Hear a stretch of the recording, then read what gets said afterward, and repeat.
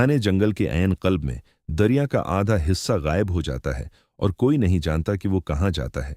ये उस जगह की कहानी है जहां दुनिया टूट गई थी। गहरे जंगल में ब्रूले नामी दरिया बहता है जो झील स्पेरियर, लेक सुपीरियर की तरफ बढ़ता है।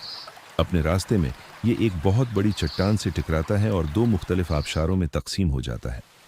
मशरकी आबशार, ये हिस्सा एक आम आबशार की तरह बर्ताव करता है जो चट्टान से 50 फुट नीचे दरिया की तह में गिरता है और अपना सफ़र जारी रखता है। लेकिन मगरबी हिस्सा, ये हिस्सा चट्टान में मौजूद एक बहुत बड़े तारीख सुराख में गिरता है और बस गायब हो जाता है। कई सालों तक लोग ये जानने की कोशिश करते रहे कि वो पानी कहाँ जाता है। ये सिर्फ एक बाल्टी पानी नहीं था, एक ताकतूर दरिया का आधा हिस्सा एक प्यासे सुराख में गायब हो रहा था। दहाइयों तक ये जगह एक जोग्राफियाई मजाक और एक नामुमकिन सवाल बनी रही। जंगल के अर्द गर्द रहने वाले लोगों ने तजर्बात करना शुरू किए। उन्होंने उबलते हुए सफ़ेद पानी में चीज़ें फेंकें ताकि वो देख सकें कि वो झील स्पीरियर में कहाँ अभरती हैं। उन्होंने चमकदार रंगे हुए शहतीर इस कैटल में फेंके। उन्होंने सैकड़ों सफ़ेद पंगपोंग बालिज फेंके, मगर एक भी दोबारा कभी नज़र नहीं आई। जदीद तरीन GPS ट्रिकर्स फेंके गए जो तवक्का के मुताबिक पानी की सतह से टकराते ही खामोश हो गए। और आए एक साल उन्होंने गीलन के हिसाब से गहरा सरख रंग डाई पानी में अंडील दिया।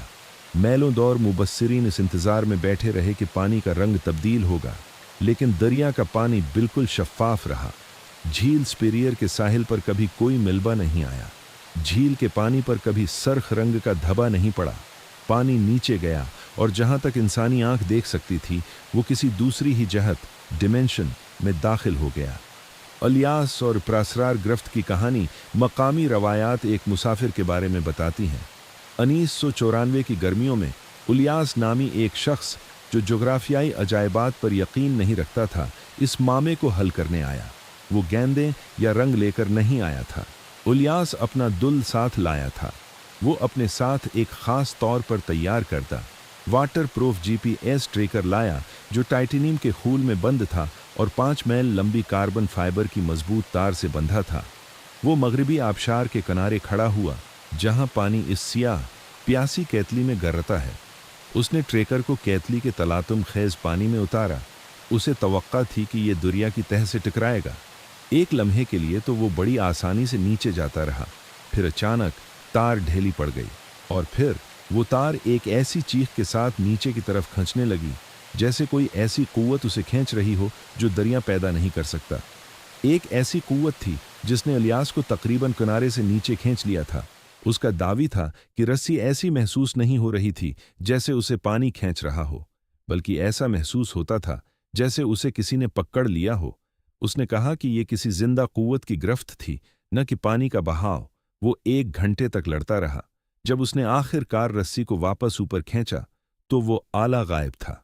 रस्सी रगड़ खाकर नहीं टूटी थी और न ही उसे पानी की ताकत ने तोड़ा था। उसे खोल दिया गया था, अनटाइड।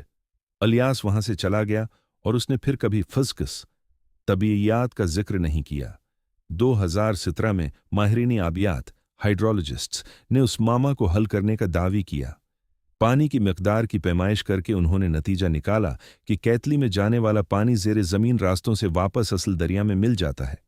अगरचा पानी अपना रास्ता ढूंढ लेता है, मगर चीज़ें कभी वापस नहीं आती।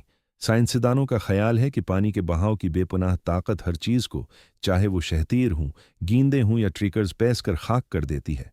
फिर भी वो लोग जो एक खामोश और धंध भरी सुबह ड्यूल्स कैटल के किनारे खड़े होते हैं, वो कहते हैं कि साइंस का ये हिसाब किताब ठीक महसूस नहीं होता।